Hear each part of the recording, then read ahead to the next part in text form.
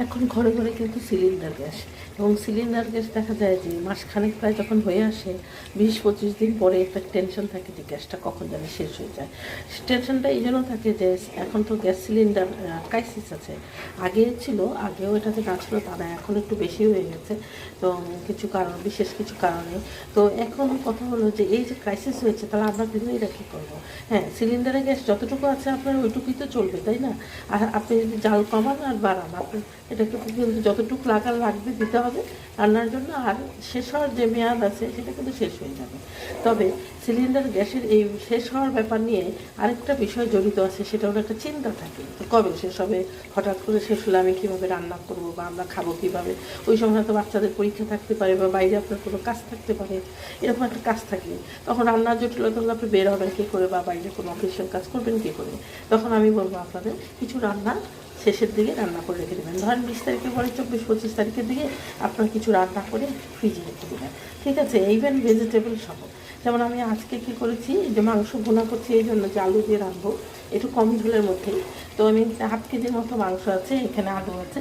তো আমি এখানে 1/2 কেজি গরুর মাংস ভুনা করে এটা দিয়ে আলু দিয়ে রান্না করে রেখে দেবো। এবং আরেকটা কমপ্লিট রান্না করবো, 88 জন কমপ্লিট আরেকটা করবো, বেগুন ভাজা করেছি।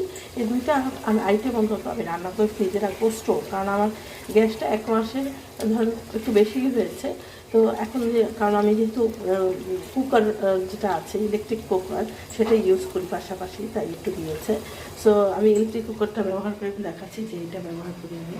হ্যাঁ, তো এখন কথা হচ্ছে যে যেহেতু করি সেহেতু গ্যাসটা কমই ব্যবহার হয়েছে রয়ে গেছে। আবার অনেক সময় না করলে কুকার কম ইউজ করলে আবার এটা তাড়াতাড়ি শেষ হয়ে যায়।